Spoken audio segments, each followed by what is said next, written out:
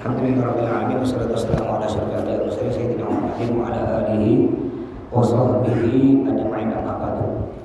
Seperti biasa kita sebelum mulai kita kirimkan dulu kepada pengarang kitab Hidayatul Hidayah Alim Muhammad bin Muhammad Al-Ghazali, kepada pengarang kitab Fiqh Al-Habib Asal Al-Malkab Habib Bukhari Syekh Al-Syekh Al-Harun, juga kepada Al-Habib Amin bin Musa Al-Ridwan dan para orang tua kita Al-Habib Anis bin Abu Bakar Ridwan yang berkata kepada kami masyayikh-masyayikh wa hadratin Nabi Muhammad sallallahu alaihi wasallam. Al-Fatihah. A'udzu billahi minasyaitonir rajim. Bismillahirrahmanirrahim. Alhamdulillahirabbil alamin arrahmanir rahim maliki yaumiddin. Iyyaka na'budu wa iyyaka nasta'in. Ihdinas siratal mustaqim siratal ladzina an'amta 'alaihim ghairil maghdubi 'alaihim waladdallin. Amin. Alhamdulillah yang saya hormati para jamaah Majelis Ta'lim Al-Khairat rahimakumullah. Alhamdulillah kita kemarin banyak libur ya, karena kemarin saya libur ceramah terus ya, tidak ada kosong. Malam ini pun ceramah lagi. Jadi habis Isya ceramah kebetulan dekat. Silakan yang mau hadir di Jalan Johar, Gang Batu Bara, dekat Nasi Goreng Iin, Surau kecil. Insyaallah mohon doanya para jamaah sekalian. Insyaallah saya berangkat lagi ke Mekah hari Ahad ini. Ya, hari Ahad ini 6 hari lagi. Bawa kurang lebih 80 jamaah. Jadi libur lagi 2 minggu lagi ya. Tidak apa-apa, doakan mudah-mudahan selamat sampai pulang lagi Pontianak, dan mudah-mudahan semuanya oleh Allah yang belum sampai ke Mekah disampaikan ke Mekah, yang sudah sampai mudah-mudahan sampai lagi, amin. Baik, ini kita kitab Hidayatul Hidayah ini hatam, insyaallah malam ini kita hatamkan ya. Bismillahirrahmanirrahim. Wa idza jalasta, jika kamu duduk-duduk dengan orang lain, duduk-duduk, fala tastawfis, maka jangan julurkan kaki. Mohon maaf, kalau ada acara kayak ini acara tahlilan, acara orang dengan orang ramai, jangan gini. Ini kurang ajar, enggak punya akhlak ini. Ada kan orang gini. Ada juga orang biasanya gini. Ini beda kan acara dengan bukan acara. Beda kalau santai, contoh nongkrong depan rumah sambil ngopi, itu apalah guyur kaki. Tapi kalau ada acara begini nih, tidak boleh. Memang tidak dosa, cuma tak punya akhlak, tak punya sopan santun. Sampai di sini oleh Imam Ghazali diajarkan gitu. Makanya pentingnya itu sopan santun. Sekarang ini orang pintar banyak. Di Indonesia, di Pontianak orang cerdas, orang pintar banyak, S1, S2, S3, doktor, profesor, tapi banyak tak punya akhlak, tak punya sopan santun. Jadi kalau kita ngumpul dengan orang, enggak boleh bujurkan kaki kayak tadi. Terus, wa tahaffat min tasbiqi asabi'ik. Kalau kita ngumpul dengan orang nih, kayak malam ini atau tahlil ada acara, jangan main-mainkan jari. Ngumpul dengan orang, biasa main jari. Atau walaupun tidak main jari, ada orang ngajak ngomong, ada yang dia, ada cara tahlil, ada yang diputar-putar. Contohnya main plastik digini-gini kan biasa kan gitu, ngambil tisu digulung-gulung, dibuka, digulung, dibuka, itu tidak boleh itu sebenarnya. Kenapa? Tidak punya akhlak. Kalau di sini dicontohkan oleh beliau, kalau ada acara ngumpul dengan orang, jangan mainkan jari. Pak jari main di sini itu atau atau sambil buang tai kuku, atau ada acara tahlil bawa potong kuku, ya bawa potong kuku kayak saya. Acara tahlil masih potong kuku depan orang, masih gini kan? Ini tidak boleh, memang tidak dosa, cuma tak punya akhlak, tak punya sopan santun. Termasuk juga tidak punya sopan santun. Ada acara sibuk main HP, kayaknya banyak sambil baca tahlil. La ilaha illallah, la ilaha illallah, la ilaha illallah. Apalah simpanlah HP itu. Kecuali telepon, kalau telepon masih mending. Kalau telepon mungkin penting lah, telepon masih penting. Kalau kayak WA, udah WA itu kan artinya tidak terlalu penting. Kalau telepon mungkin masih penting. Ini ada juga orang tengah serakal, makhluk yang serakal. Padahal serakal itu Nabi Muhammad hadir, masih sempat. Ya Allah, parah. Kalau bisa jangan bawa tuh HP tahlilan, bawa matikan sinyalnya. Atau paling sedikit sebelum tahlil dimulai main HP. Tapi ketika udah mulai tahlil baca, jangan main HP. Termasuk juga tidak boleh wal abad bilihyatik, main-main jenggot. tengah acara taklim atau taklim menyenggol. Termasuk juga apa? Ada tuh buang yang kalau yang punya kumis panjang kan biasanya gitu. Ini tidak punya akhlak di depan orang, itu tidak punya akhlak, tidak punya sopan santun. Tamik main cincin itu dimainkan. Tambah punya cincin jamrut mahal, dimajukan masukkan, utara lagi, majukan masukkan, dibuka, dilap, masukkan lagi. Biar orang tahu mahal cincin. Kayak saya minggu lalu ceramah di Abang, alhamdulillah kena termasuk Panglima Melayu Abang, saya dikawal ya, kena laskar POM, Persatuan Orang Melayu Kalbar, kena Panglima saya diberi hadiah cincin, namanya cincin berlian. Alhamdulillah diberi, tidak tahu harganya. Alhamdulillah rezeki kan, yang penting kan kita tidak minta, siapa tidak ya, beri simpan. Kebetulan saya ini bukan sunnah ya, bapak-bapak pakai cincin hukumnya sunnah, dapat pahala. Saya bukan tidak mau sunnah, karena saya pakai cincin repot begini, mau ngambil wudhu dibuka lagi atau begini. Kalau makan lagi apalagi makan berlemak-lemak, beleming dibersihkan lagi pakai sabun. Ya, jadi saya tidak bisa, tidak terbiasa. Bukan kita tidak mau mengamalkan sunnah, karena tidak terbiasa. Terus, wa tahlili asnanik. Ada acara majelis kayak gini, acara tahlil masih main gigi. Kalau habis makan wajar, habis tahlil makan, gini kan gigi wajar. Ini tengah tahlil ini masih. Yang lebih degil lagi dari gini kan, dicium lagi, diulang lagi, sampai 10 kali. Udah tahu bau, itu ya biku di kaki itu. Ini kaki ya, jari kaki, biku tuh dipegang, cium, bau, pegang, bau banget. Emang biku tuh kayak sabu ya, bikin candu.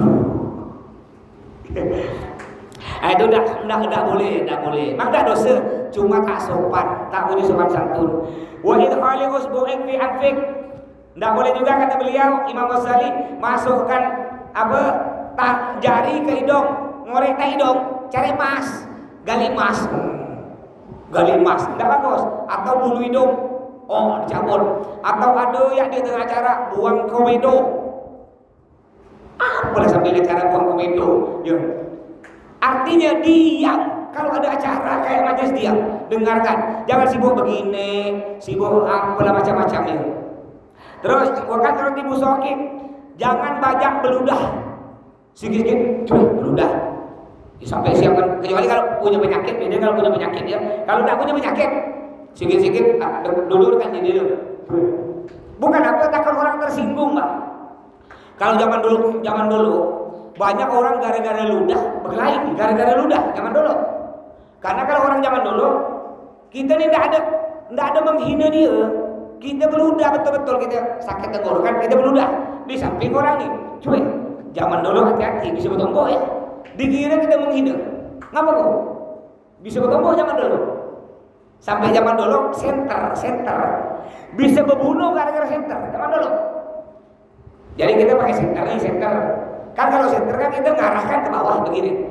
Kita ngarahkan ke atas, tak sengaja kena muka orang, bisa dibunuh.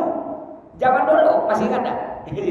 Zaman dulu tuh. Tapi alhamdulillah, kenapa zaman dulu sikit-sikit kelahi bertombol membunuh? Karena zaman dulu masih kurang ilmu. Kiai jarang, payah nak cari kiai. Sekarang alhamdulillah, kenapa sekarang jarang terjadi seperti itu? Karena udah ada HP. Kita dengar ustaz ceramah, ustaz ngajar kita sabar. Alhamdulillah, sejak kita dapat ilmu, ikut majelis, alhamdulillah jarang dah ada itu lagi. Itu masih dulu zaman jahiliyah, zaman purbakala ya, zaman purbakala. Watanah humid. Ya, tanah humid ini gini, sikit-sikit. Maaf ya. Sikit-sikit gitu ya. Apalagi tengah makan, jangan. Walaupun kita tenggorokan kita tak enak, ada orang makan nih, usahakan tahan. Kalau kita mau begitu, jangan di situ, keluar dulu. Bukan apa, kadang-kadang ada orang jijik. Iya, kita enggak jijik, samping kita. Makanya Pak, pentingnya kalau ada hadir acara majelis taklim, tahlil apa, pakai minyak wangi.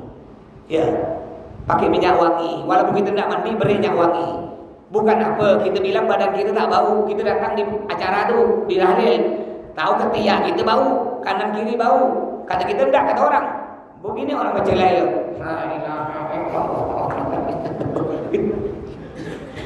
Ya, maka itu penting. Ya Pak, break. Nah kalau saya ketiak tidak pakai Rexona, apalagi umroh. Kalau umroh itu kan kita tak pakai baju. Baju kain ihram itu dibuka, nampak. Sini ini terbuka. Nah kalau saya pakai bedak herosin. Bukan bedak herosin yang botol besi, bukan. Yang botol plastik yang untuk anak. Itu Masya Allah kita beri sedikit, bagi dua. Beri sini. Itu 3 hari tidak mandi, tidak bau. Jadi kalau terutama tiap hari saya pakai itu. Jadi badan tidak bau. Murah. Harganya cuma 8.000. Bisa dipakai 6 bulan baru habis. Ya. Ah itu boleh. Bukan kita merasa kita tidak bau. Kata kita. Karena kita tak nyium orang sebelah kita. Terutama kalau ke masjid sholat nih Pak. Sholat disunahkan, sholat itu kita mandi, disunahkan. Mandi, wangi-wangi. Tidak harus pakai baju cantik, tidak harus. Mandi pakai sabun biasa aja. Tidak ada minyak wangi yang penting pakai sabun. Jangan sampai masuk masjid bau. Kasih orang sebelah kita tuh. Sholatnya udahlah. Sholat tidak khusyuk, ngayal kemana-mana ditambah bau lagi. Ya. Terus watartib tubab an wajhi. Kalau ada acara majlis kayak gini, jangan sikit-sikit ngusir lalat. Ada lalat, sibuk. Nanti dimakan lalat. Lalat, udah biarkan tuh lalat. Ini masalah lalat ya. Ini ada minuman. Ini sunnah Nabi ya. Lalu kadang-kadang minuman kita, terutama minuman manis, kopi, susu, masuk lalat. Kalau minuman kita masuk lalat, jangan langsung diambil, jangan dibuang. Lalu diminum, bahaya. Caranya gimana? Selamkan dulu. Lalatnya selamkan dulu, baru dibuang. Kenapa kata Nabi? Disebutkan dalam kitab Ibadatul Ahkam, ada hadis Nabi. Lalat tuh Bapak Ibu, dia sayap kanannya obat, sayap kiri penyakit. Jadi ketika lalat masuk ke minuman, dia yang dimasukkan tuh sayap kiri. Sayap kanan enggak? Sayap kanan diangkat. Ngapa? Biar orang minum kena penyakit. Caranya untuk penawar, sunjamkan dia. Ngapa disunjamkan? Biar tangan kanannya masuklah jadi penawar, jadi obat. Nah, jadi kalau punya ada lalat, jangan langsung dibuang. Itulah sebabnya Bapak Ibu sakit bagian perut, sakit liver, sakit ginjal, sakit perut, macam-macam. Jadi caranya lalat sulamkan dulu, buang, baru minum. Tidak apa-apa, boleh diminum. Tidak apa-apa Nabi nyuruh diminum, tidak apa-apa, jangan dibuang. Terus wakas roti tawati. Jangan sering-sering. Kalau kata orang Madura itu akliya.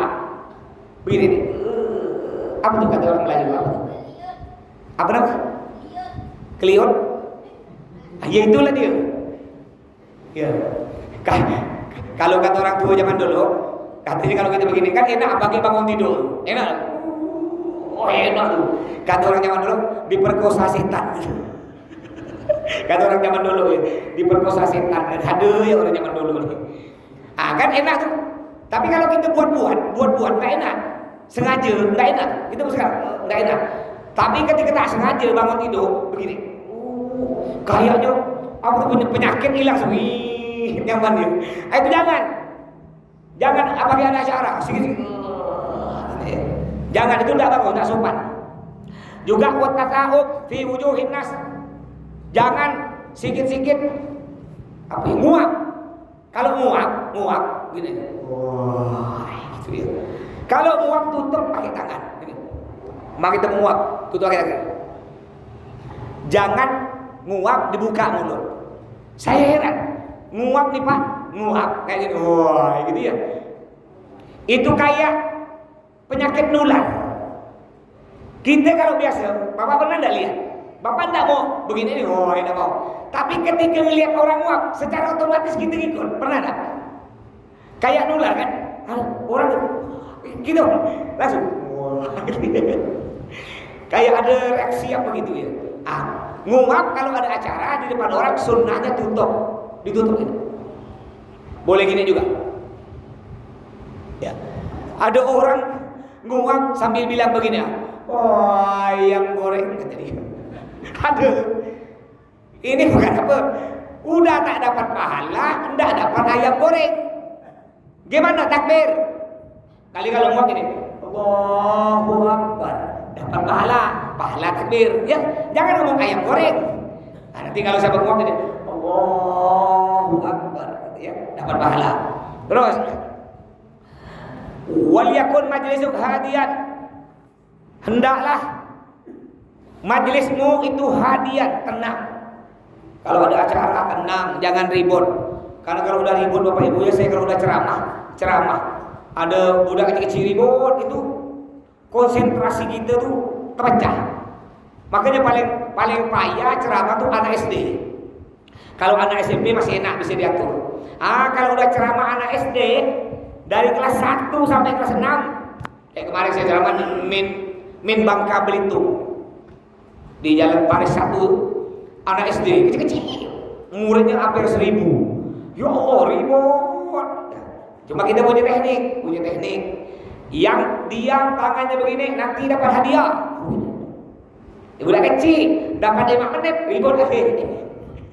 Budak kecil, jadi harus pandai-pandai gitu ya. Nah, ini kadang-kadang yang besar pun ikut ribut. Kalau kita udah ribut, ceramah tuh terganggu Bapak Ibu ya. Nah, kalau 2 malam lalu saya ceramah, yang hadir 1000 lebih, mungkin ada yang hadir di Gang Selat Malaka di Siantan. Nah, itu Masya Allah, tidak ada ribut, padahal ribuan orang yang hadir, tidak ada ribut, tenang dia. Ya budak kecil-kecil ikut tenang, nah, itu enak tuh. Tidak tahu tadi malam di Keraton, kata tidak terlalu ramai katanya di Keraton ya. Hak Abi datang Abi, saya tidak datang karena tadi malam saya ceramah di Kubu Badi, pakai lewat kebun sawit itu tadi malam. Terus wahdithu manduman murattiban waswa ilal kalamil hasan. Dan kita pun kalau ngomong dengan orang, ngomongnya harus ngomong yang dipahami. Maksudnya gimana? Kita ngomong dengan kayak saya nih sekarang, ngomong pakai bahasa Indonesia, pakai bahasa Pontianak, semua paham. Jangan pula saya ceramah pakai bahasa Madura. Iya, kalau semuanya Madura bisa paham, kalau yang lain kan semuanya tidak paham. Nah, ini kadang-kadang ada penceramah yang hadir semuanya, yang hadir campur Melayu, Madura, Bugis, campur lah ya. Saya pernah nih berduet ceramah berdua dengan salah satu ustaz lah ya, Kebetulan ustaz ini kalau ngomong Melayu tidak terlalu lancar, dia ceramah pakai bahasa Madura. Sedangkan yang hadir separuh Madura, separuh Melayu. Yang Madura ketawa, yang Melayu pun ketawa. Saya tanya, tadi Bapak ngerti? Tak ada ustaz. Ngapa ketawa? Saya ngeliat muka orang ketawa. Jadi dia ketawa bukan karena lucu, karena ngeliat muka orang ketawa. Ikut ya ustaz, ikut ketawa. Ya. Nah, jadi artinya gimana? Kita kalau dengan orang sesuaikan bahasa kita. Ya, contoh lagi. Kalau kita ngomong dengan orang tua, kalau saya ngomong aku, itu tak sopan. Kata bapak kita, siapa yang megang kunci motor apa? Kau ke? Kata bapak kita. Bukan aku Pak, kasar. Aku kasar. Kalau kan orang tua, bukan saya Pak, halus. Mata kau Pak. Kasar kan? Mata kau Pak, jangan. Dia Pak, maaf Pak, mata bapak tu Pak, ada tai mata. Jangan Pak, mata kau ada tai mata. Itu kasar. Jadi kita harus tahu, itulah gunanya. Gunanya kita tuh bersosialisasi, Pak. Bersosialisasi. Makanya jangan mekap di rumah. Ini ada orang mekap ya di rumah. Tetangga meninggal tak bagi, tahlilan tak datang, tiap malam Jumat ada acara yasinan tak ikut, acara majelis taklim, majelis di malam Selasa tak ikut, mekap di rumah. Kenapa? Kalau ada apa-apa di rumah kita tuh ada musibah, tak mungkin keluarga kita di seberang yang bantu. Kalau bukan tetangga kita, kalau kita dengan tetangga tak peduli, ada apa-apa tetangga kita pun balas tak peduli. Cobalah jam 1 malam di rumah kita ada kebakaran, kita teriak tolong, kata tetangga nyaman, kata dia. Ngapa pula? Karena kita tak peduli. Makanya itu pentingnya kita hidup bermasyarakat. Ya bermasyarakat ini termasuk bermasyarakat yang hadir ikut majelis ini. Terus wasqa ilal kalamil hasan, dan dengarkan mimman haddatsak min ghairi idhari ta'ajjubin mufarridin. Kalau ada orang ngomong, dengarkan. Nih Nabi Muhammad kalau ada orang ngomong didengarkan Nabi sampai selesai. Udah selesai baru Nabi jawab. Nggak sopan orang ngomong kita putus. Orang belum selesai ngomong nih, kadang-kadang belum selesai ngomong kita putus. Ya ngomong lagi orang kita putus, kita tidak boleh. Yang bagus tuh ngomong selesai kan, orang ngomong selesai. Iya. Itu yang dianjurkan oleh Nabi Muhammad, itu akhlak. Wala tas'alhu i'adatah. Nggak sopan juga orang kalau ngomong dengan kita. Makanya itu pentingnya kita dengar omongan orang itu serius. Dengarkan betul-betul.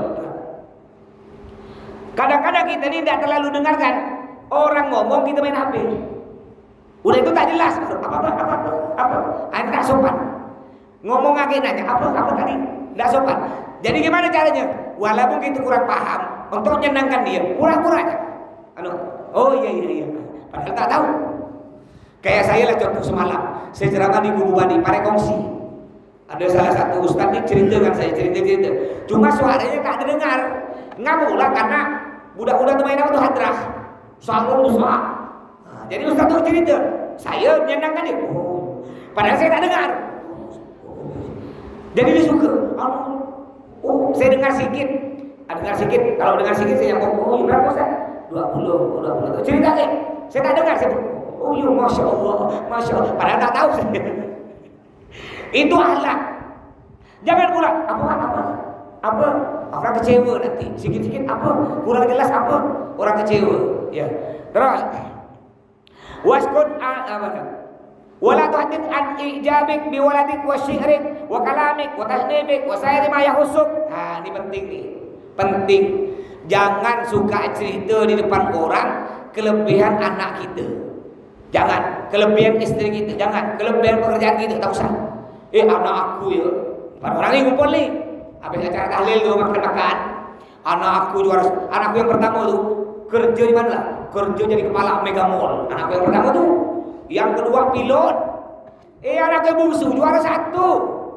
Bukan apa, orang tak semua suka dengar. Kadang-kadang orang iri kan. Iri, sedangkan orang yang kita ceritakan dia punya anak, anaknya nakal. Kalau sakit hati dia.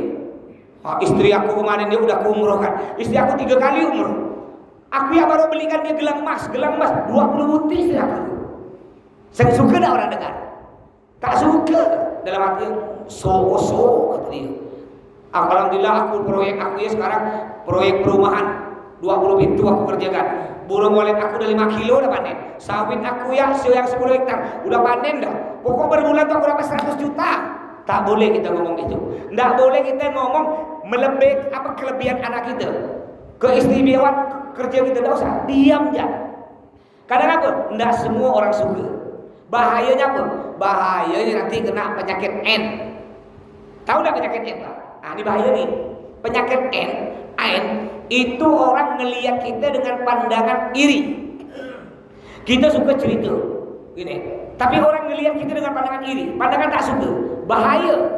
Kalau dia punya penyakit N, bisa-bisa hancur usaha kita. Usaha kita hancur, anak kita sakit, anak kita mati, anak kita tabrakan, kita dengan istri kita bercerai. Gara-gara apa? Tadi terlalu sombong, suka muji-muji, kena penyakit N. Orang melihat kita dengan pandangan iri, bahaya. Makanya yang posting biasakan di media sosial kita posting anak kita, foto anak kita cantik kan, pakai cantik lah anak kita, ganteng dia, lalu kita posting di media sosial. Kalau ada orang yang punya penyakit N, dia ngelihat foto anak kita dengan iri bahaya. Bisa-bisa anak kita tiba-tiba sakit, tiba-tiba mati, tiba-tiba tabrakan. Jadi caranya bagaimana? Untuk penawar, ada penawarnya. Penyakit N ini ada penawarnya. Gimana penawarnya? Sekitar kita posting, kita ucap Subhanallah, berzikir, Masya Allah, Alhamdulillah. Makanya kalau mobil-mobil di Arab, terutama di negara Yaman, mobil-mobil di belakangnya itu ada bahasa tulisannya Masya Allah, Tabarakallah. Rata-rata mobil motor di sana ada tulisan Masya Allah, Tabarakallah. Kenapa? Karena takut ketika kita berjalan pakai mobil ada orang melihat dengan iri. Kan dia tak punya mobil, kita punya mobil, dia melihat dengan pandangan iri. Bahaya, takut-takut kita tabrakan. Untuk penawarnya ditulislah atau mengucapkan Masya Allah, Tabarakallah atau Alhamdulillah. Pokoknya intinya berzikir.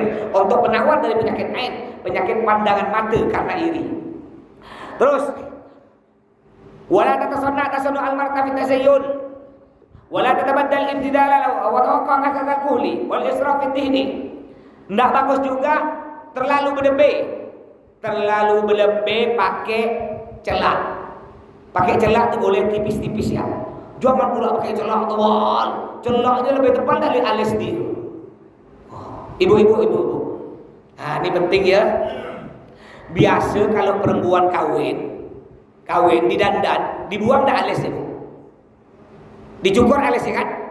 Bu, ini penting. Semua yang punya anak, yang belum kawin nanti mau resepsi, mencukur alis hukumnya haram. Oh ya, jangan gara-gara kita cukur alis anak perempuan kita biar dananya lebih cantik, gara-gara kita melakukan yang Allah larang, ujung-ujung cucu kita tak jadi cucu soleh-solehah. Saya pertama kawin, ya. Jadi saya menikah dengan istri saya, mungkin Bapak terkejut. Pada waktu itu saya umur 26 tahun, istri saya umur berapa? Umur 14 tahun. Bayangkan, saya umur 26, istri saya umur 14, baru naik kelas 3 Sanawiyah. Saya berhenti kan? Ya, saya kawin. Ngumpul 1 tahun di rumah Abi. Karena ndak mau punya anak, akhirnya kata Abi bilang gini, mumpung kau tak punya anak, santri Abi ya banyak nyampe ke Mekah, ke Yaman, masa anak Abi sendiri tak ada ke luar negeri? Mumpung kau belum punya anak, berangkat ke Yaman. Akhirnya saya berangkat ke Yaman, istri saya mundurkan ke Dalwa 1 tahun 8 bulan. Datang dari Yaman, dari Hadramut, Masya Allah 1 bulan langsung berisi. Emang mantap boleh-boleh kan. Padahal setahun tak berisi, setahun kumpul. Balik dari Hadramut setahun 8 bulan langsung. Nah, jadi ketika saya resepsi, ini tukang riasnya. Saya dirayu, Pak Ustaz, lecak Pak Ustaz, istri Pak Ustaz mau dicukur alisnya. Tak boleh, tak bisa.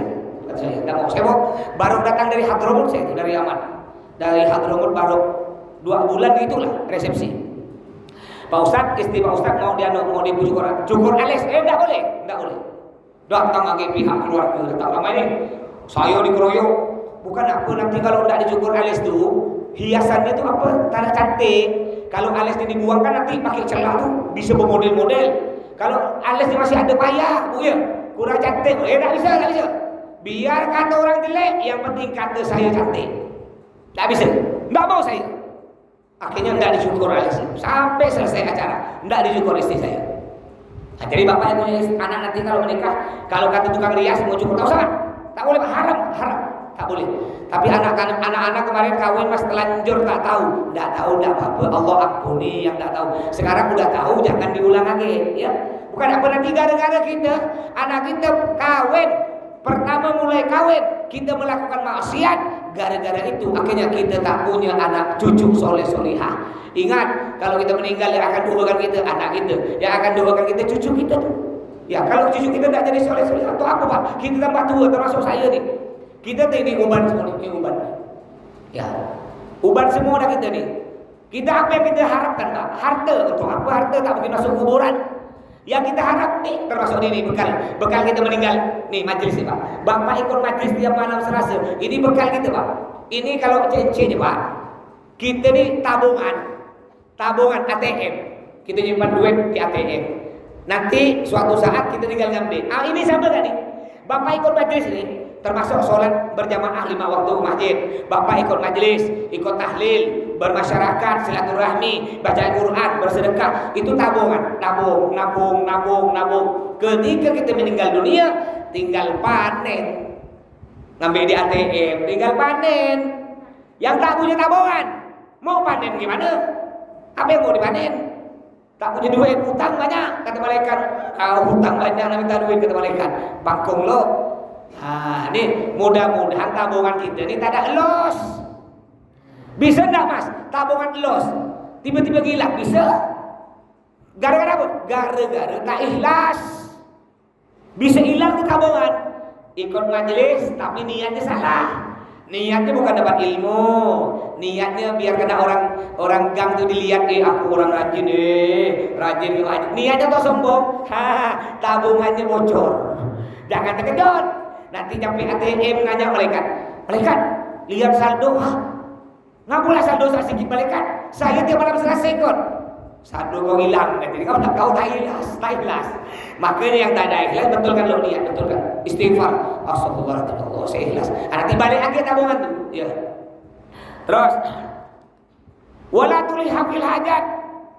Jangan maksa-maksa kalau minta bantu ke orang. Ini biasa penyakit nih. Kalau nak minjam duit muka melas. Saya dipinjam orang hampir 70 juta, Pak. Ada salah satu orang, tak usah sebut, tak boleh nanti ngomongkan orang. Datang ke rumah, nangis. Mas, kata dia, biar sepelik asalnya. Muka melas pertama datang. Mas, anak saya sakit, beras tak ada. Jadi perluan semua kurang lebih 10 juta. Pinjam lama dah ni. Berapa bila nak bayar? 2 minggu, 10 tahun tak nak bayar. Yang bikin sakit hati, rumahnya direnovasi, beli mobil lagi. Ketika kita WA tak ada duit, tapi bisa beli mobil, mantap. Orang tu gitu, Pak. Kalau nak pinjam duit muka melas, tapi ketika sampai waktu bayar, kadang-kadang dia lebih garang dari yang utang. Kita yang nagih betul-betul, mana duit? Apa kau ni? Dah tahu aku bilang tak nak punya, Pak. Nantilah. Ya Allah, lebih garang dari kita. Padahal duit kita. Ini disebut tak nak beliau ni. Wala tuliha fil hajat. Tidak boleh maksa-maksa orang, Pak ya. Makanya kita hidup tu gini, Pak ya. Hidup jangan melihat orang di atas kita untuk urusan duit, urusan dunia. Jangan ikut-ikutan tetangga. Kadang-kadang kita ni kan, ngapa kita banyak utang? Karena kita suka lihat tetangga tu. Wah, tetangga bisa beli mobil. Wes, tetangga bisa bangun rumah. Tetangga bisa beli cincin, bisa beli gelang. Kita begitu panas. Tapi kalau kita bersyukur yang kita punya, enggak. Dan lihat tetangga beli mobil. Tak apa-apa, alhamdulillah. Walaupun anak aku tak bisa beli mobil, cuma bisa beli motor. Daripada orang lain, motor pun tak punya. Kemana-mana jalan kaki, bersyukur. Walaupun tetangga bangun rumah, alhamdulillah. Walaupun aku tak bisa bangun rumah cantik, punya rumah jelek, bocor-bocor tak apa. Daripada yang lain tak punya rumah, tidur di pasar, bersyukur. InsyaAllah tidak ada sifat kayak gitu ya. Baik. Wala tusyajji'atan ala dzulmin. Ini biasa ibu-ibu nih. Kena beliau nih, Bu. Jangan manas-manaskan orang. Suami ibu balik kerja, cerita. Dek, abang, tadi aku tuh diolok-olok kena kawan. Diolok-olok mana? Kau ni bang bodoh bala. Kerja udah 10 tahun, rumah masih kontrak. Terus abang apa, Bang? Ya diam ya, Dek. Hah? Kau laki-laki, Bang? Oh, mulai nih. Perempuan nih. Kau laki-laki diolok itu, kau diam, Bang. Harga diri, Bang. Kalau kau tak berani, biar aku yang pergi, Bang. Ganti, Bang. Kau jangan pakai kain sarung, kau pakai rongan kotang ya. Aku yang mau pergi. Oh, ini nih perempuan gini, ini neraka nih. Bu, akhirnya ketika suaminya panas karena ibu dipanas-panas kan, suaminya pergi. Mati kena bunuh, ibu nyesal, jadi janda. Atau suaminya menang bunuh orang, masuk penjara, kena hukum 12 tahun, jadi tak janda, ibu rugi. Apa untungnya? Makanya Bu, kalau ada suami kelayangan orang, ibu tuh jadi penyejuk. Ya, gimana abang diolok-olok ini? Kena orang tempel, udah Bang, sabar Bang. Nabi Muhammad tuh Bang, orang paling mulia, mukanya diludah Bang, diludah muka, senyum Bang. Ditombak katah gigi Nabi, dilempar dengan batu pecah keningnya. Nabi tidak marah Bang. Nabi itu Bang, kita siapa udahlah Bang, sabar Bang. Itu baru istri begini. Tapi jarang. Kau ni laki-laki. Aduh, bapak kalau udah kena gitu, bapak asalnya pacol, tapi punya bini gitu jadi berani Pak. Harga diri. Ujung-ujung masuk penjara. Ya. Ya baik. Sebelum dilanjut ada pertanyaan, silakan.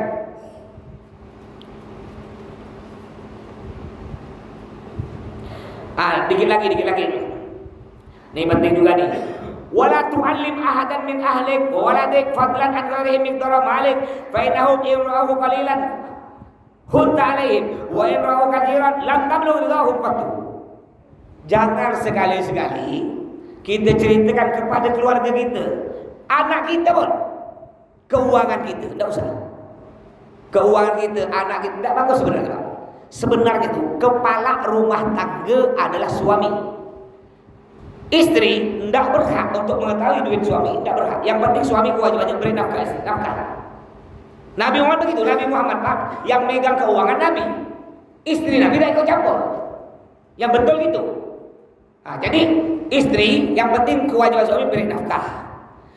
Kenapa tidak pantas istri mengetahui keuangan suami? Karena kalau istri tahu suami duitnya sisa sedikit, apalagi banyak utang, nanti ujung-ujung sering kelahi. Itulah kawan, dari dulu kerja itu ya terus, malah cuma kerja Gojek, tak ada hasil, tak ada perubahan. Coba aku kerja lain. Oh, kau tuh anak 5, kerja cuma Gojek. Ujung-ujung gara-gara kita, dia tahu duit kita sedikit kan. Coba kau lihat ke orang lain. Begitu pula kalau kita duit banyak, tiba-tiba dapat song banyak kan. Anggaplah kadang-kadang kita kerja nih, tiba-tiba dapat song banyak rezeki kan. Jangan cerita ke dia. Bukan apa kalau cerita. Dek, alhamdulillah bang dapat rezeki 4 juta dek. Tak tahu orang tiba-tiba dek. Hah, 4 juta. Setengahnya untuk aku. Sini. Setengahnya untuk aku. Ujung-ujungnya boros. Padahal kita punya duit Pak, yang kita simpan, bukan kita pelit ke istri. Ujung-ujungnya juga balik ke istri. Untuk bedah dia, untuk makan dia, untuk jajan anak, balik ke istri. Tapi kalau duit tadi yang banyak langsung diberikan ke dia, iya kalau dia belikan bagus. Kalau dibelikan yang lain yang tak bermanfaat, dibelikan bulu mata. Apalah pakai bulu mata geli sih lihat. Udah pakai bulu mata, pakai itu lagi mata yang apa? Yang dicolek-colek itu. Apa nama Bu? Lensa. Mendinglah masih umur 17, umur 5 bulan pakai lensa. Geli sih lihat. Yang penting istri kita nafkahi. Saya Abi dengan saya ikut Abi. Istri saya tidak tahu Pak. Umi tidak pernah nanya duit Abi berapa, tidak pernah nanya. Tidak pernah. Umi tak peduli. Tapi kebutuhan Umi terpenuhi selama berguna. Istri saya tidak pernah tahu nih duit saya berapa, tidak tahu dia. Dan dia tidak pernah nanya. Yang penting keperluan kita, mau beli apa? Nanya, minta duit Bah. Mau beli apa? Mau beli ini. Oh, tidak manfaat, tak usah. Beli ini. Oh iya manfaat, boleh beli. Gitu. Nah, ini dianjurkan oleh beliau dia. Terus, udah, alhamdulillah ini udah hatam kitab Hidayatul Hidayah. Mungkin sebelum saya lanjut kitab Al-Aham, mungkin ada pertanyaan, silakan.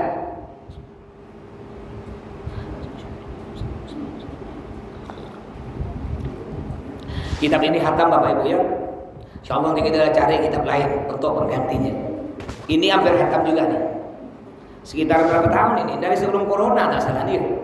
5 tahunan baru hatamnya. Masya Allah. Satu kitab 5 tahun. Alhamdulillah. Ini hampir hatam. Ada pertanyaan silakan. Silakan Bang Kadar. Dari pendidikan apabila ketinggal Cara apa? Yang dulu pernah ada dikerjakan. Terus dalam keadaan posisi kita tidur, kita ketinggalan.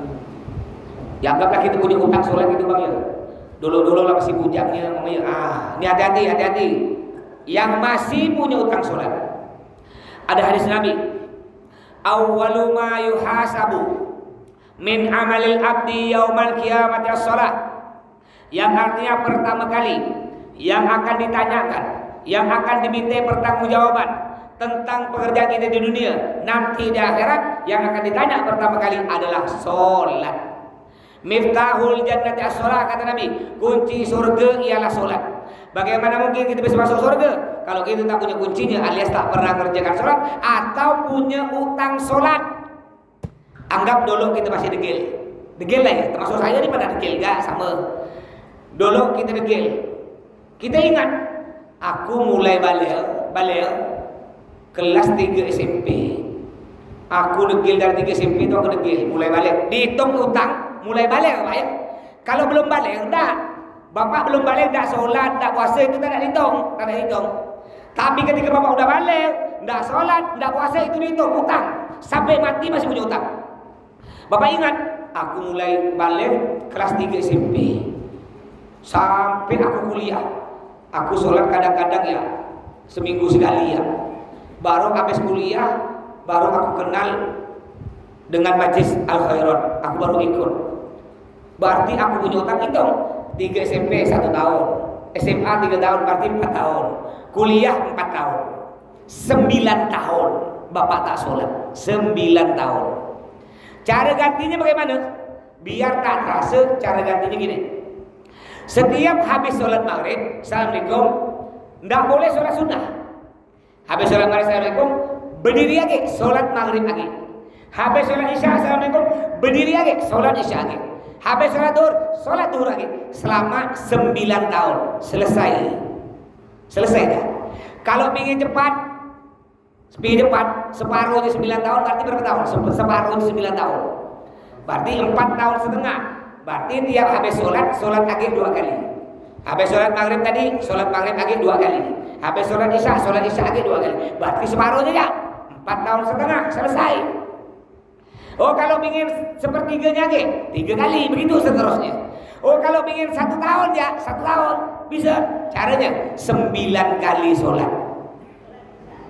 Sholat maghrib, habis Assalamualaikum, berdiri lagi, sholat maghrib 9 kali. Habis sholat isya, Assalamualaikum, berdiri lagi, sholat isya 9 kali. Sedang nggak 9 kali itu? Nah, yang enak ini ya, yang enak tadi ya tuh ya. Jadi yang punya utang, dihitung kira-kira. Lebih kan? Kita kayaknya aku utangnya ada 9 tahun, aku dikit-dikit. Lebih kan sebulan. Lebih aman kalau lebih daripada kurang, bahaya. Nah, jadi caranya kayak tadi. Habis sholat maghrib, Assalamualaikum, berdiri lagi sholat maghrib. Habis sholat isya, Assalamualaikum, berdiri lagi sholat isya. Selama 9 tahun, lunas. Hati-hati ya, hati-hati. Hutang wajib dibayar kan tidak? Wajib, sama. Hutang sholat wajib dibayar, Pak.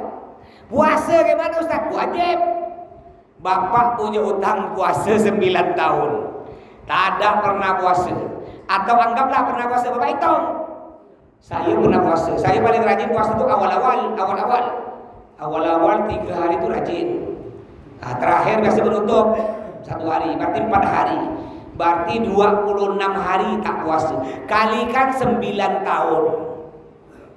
Berapa hari itu? Berarti sampai 200 hari. Wajib diganti. Cara gantinya biar tak terasa, ngambil puasa Senin Kamis. Seminggu kan Senin Kamis berarti 2. Sebulan itu kan 4 minggu. 2 kali 4 berarti 8 hari. 10 bulan 80 hari.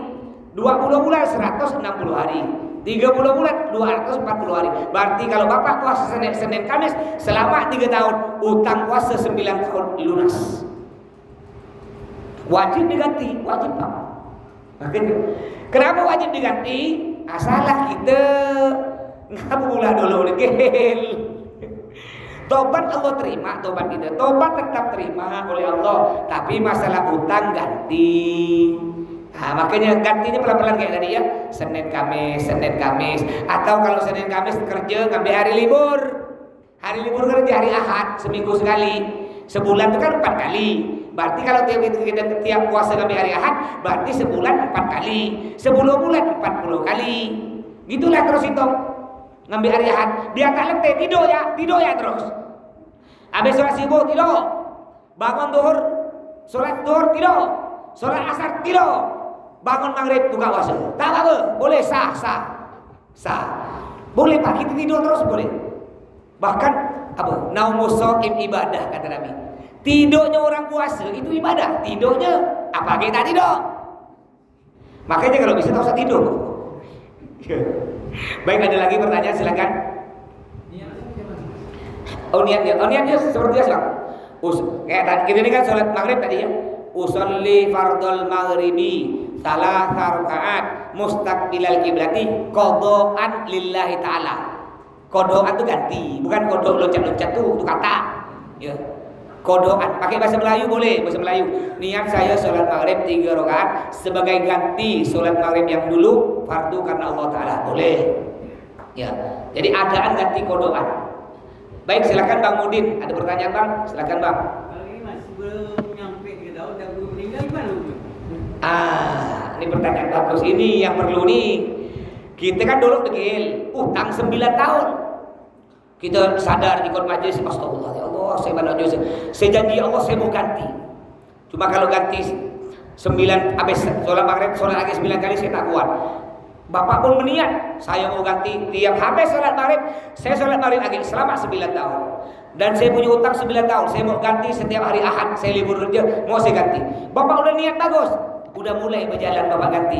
Dapat setahun meninggal oleh Allah udah diampuni. Kenapa? Innamal a'malu binniyat. Sesungguhnya segala pekerjaan tergantung niat. Niat kita udah ingin bayar, cuma keburu dicabut ajal oleh Allah, lah lunas. Yang bahaya nih tak ada gak niat, tak ada gak ganti, atau cuma ada niat ganti tak ada niat ya. Saya nak ganti, kapan Pak? Nantilah. Pokoknya itu niat doh, jangan niat tapi sambil kerjakan. Ya sambil kerjakan semampu kita. Ya, la yukallifullahu nafsan illa wus'aha. Allah tidak memaksa seseorang sekedar kemampuannya. Allah tak maksa. Kita nak mampu puasa Senin Kamis, sampai hari Ahad kan ada libur. Ndak bisa tadi 9 kali sholat, ambil sekali ya. Tiap habis sholat maghrib lagi sekali. Tergantung kemampuan kita. Ya, baik, ada lagi? Nggak ada. Kalau nggak ada kita lanjut sedikit sambil nunggu azan isya. Berapa menit tuh? 5 menit? Oh 2 menit? Oh 2 menit udah nangkong ini. Jadi ini kitab ini nih, Imam Ghazali ngomong begini. Kalau kita ingin jadi wali, apa tuh wali? Wali itu kekasih Allah. Wali itu kekasih Allah. Wali itu oleh Allah beri kelebihan. Diberi kelebihan. Ada wali yang bisa oleh Allah diberi kelebihan, bisa tahu pekerjaan kita. Itu wali. Tadi malam kita kerjakan apa dia tahu. Tapi kalau walinya kelas tinggi, dia tidak akan cerita di depan orang ramai. Kadang-kadang ada wali yang tidak terlalu tinggi kelasnya, dia langsung cerita depan orang. Kau tadi malam begini kau ya, kau nganu bini orang ya, kau curi ya, itu yang kelas tidak terlalu tinggi. Tapi kalau wali kelas tinggi sekali, dia tidak akan cerita depan orang. Paling dia senyum gini ya, begini. Gini ya, ngelihat kita, dia tahu itu kelas tinggi. Kayak Pak, orang punya silat tuh, kalau kelas teri, cobalah kelas teri, sentuh,